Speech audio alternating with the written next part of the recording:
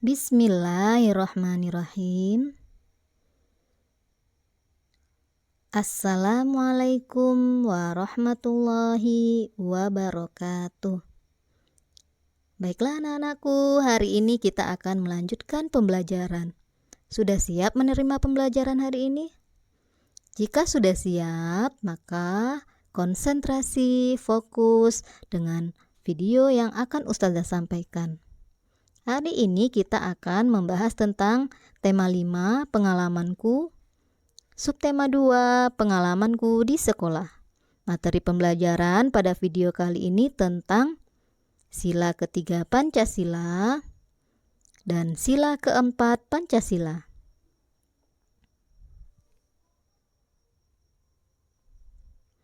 Tujuan pembelajaran kita pada video kali ini, yang pertama, memahami bunyi dan simbol sila ketiga Pancasila. Yang kedua, menyebutkan contoh sikap yang mencerminkan sila ketiga Pancasila. Yang ketiga, memahami bunyi dan simbol sila keempat Pancasila. Dan yang keempat, menyebutkan contoh sikap yang mencerminkan sila keempat Pancasila. Baik, kita masuk materi pembelajaran yang pertama, yaitu sila ketiga Pancasila. Masih ingatkah anak-anak Ustazah bunyi dan simbol sila ketiga Pancasila? Nah, yuk kita perhatikan dan kita baca bersama. Bunyi dari sila ketiga Pancasila yaitu Persatuan Indonesia. Nah, simbol atau lambang sila ketiga Pancasila apa ya? Ada yang masih ingat? Nah, perhatikan, ini adalah gambar simbol sila ketiga Pancasila, yaitu pohon beringin. Nah, sekarang kita bahas contoh sikap yang mencerminkan sila ketiga Pancasila. Yang pertama, melaksanakan kegiatan gotong royong. Kegiatan gotong royong bisa kita laksanakan di lingkungan rumah atau tempat tinggal, juga bisa di sekolah dan di masyarakat. Yang kedua, menjaga persatuan dan kesatuan. Menjaga persatuan dan kesatuan harus di mana saja. Nah, yang ketiga, mengembangkan sikap cinta tanah air. Misalnya, menggunakan produk dalam negeri. Yang keempat, bersikap rela berkorban. Dan yang kelima, rukun dengan teman.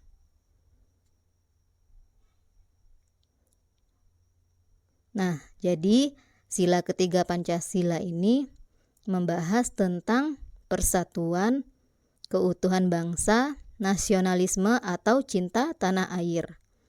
Nah, supaya anak Ustazah gampang mengingat sikap yang mencerminkan sila ketiga Pancasila, makanya Ustazah sampaikan sila ketiga Pancasila itu tentang persatuan, keutuhan bangsa, kerjasama, dan nasionalisme atau cinta tanah air.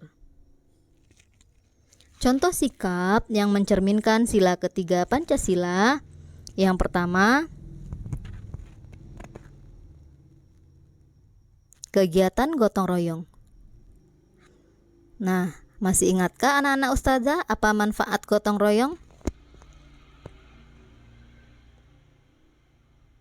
Manfaat gotong royong yang pertama, pekerjaan menjadi lebih ringan.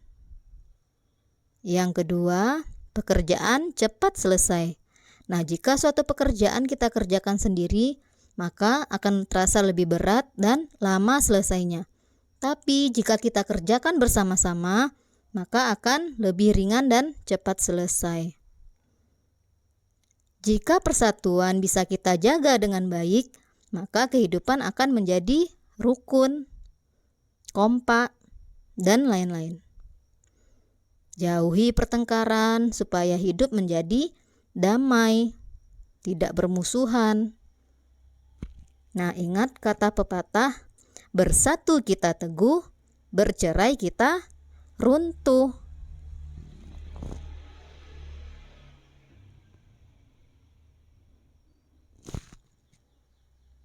Sekarang kita masuk materi selanjutnya, sila keempat Pancasila.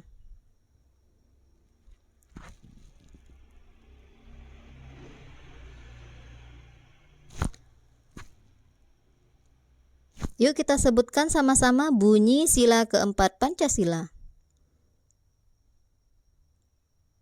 Kerakyatan yang dipimpin oleh hikmat kebijaksanaan dalam permusyawaratan atau perwakilan. Nah, simbol sila keempat Pancasila ada yang masih ingat? Perhatikan gambar berikut ini. Ini adalah simbol sila keempat Pancasila, yaitu kepala banteng.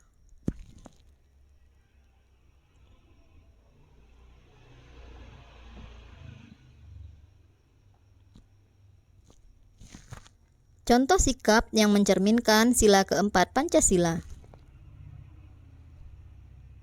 Yang pertama, melakukan musyawarah dalam pemilihan ketua kelas. Yang kedua, menerima dan menjalankan hasil musyawarah. Yang ketiga, tidak memaksakan kehendak kepada orang lain. Nah, jika anak-anak ustazah melakukan musyawarah di kelas, maka pendapat kita tidak boleh kita paksakan kepada orang lain. Hasil dari musyawarah itu adalah kesepakatan bersama. Jadi kita harus menerima dan menjalankannya dengan ikhlas. Tidak boleh marah jika pendapatnya tidak diterima. Dan juga tidak boleh merasa bangga jika pendapatnya diterima oleh banyak orang. Contoh aplikasi sikap sila ketiga dan keempat Pancasila tadi.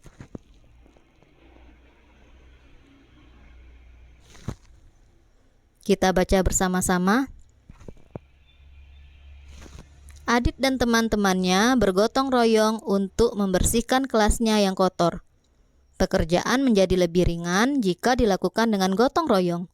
Gotong royong membuat pekerjaan cepat selesai. Dengan gotong royong, persatuan dapat terjalin dengan baik. Hal tersebut sesuai pengamalan Pancasila sila yang keberapa? Ada yang tahu? Iya, sila ke-3. Bagus. Kita lanjut. Contoh aplikasi sikap yang kedua. Sekolah mengadakan perkemahan. Kemudian mereka melakukan musyawarah untuk membagi tugas. Coki protes. Pembagian tugas dirasa tidak seimbang. Padahal itu sudah hasil musyawarah. Pak Guru sudah membagi tugas dengan adil. Kita harus menerima hasil musyawarah. Hal tersebut sesuai pengamalan Pancasila sila yang keberapa? Iya, yaitu sila yang keempat. Alhamdulillah, materi pembelajaran sudah selesai ustazah sampaikan. Semoga anak-anak ustazah bisa memahaminya dengan baik. Dan anak-anak ustazah bisa mengaplikasikan sikap-sikap yang mencerminkan sila ketiga dan keempat Pancasila.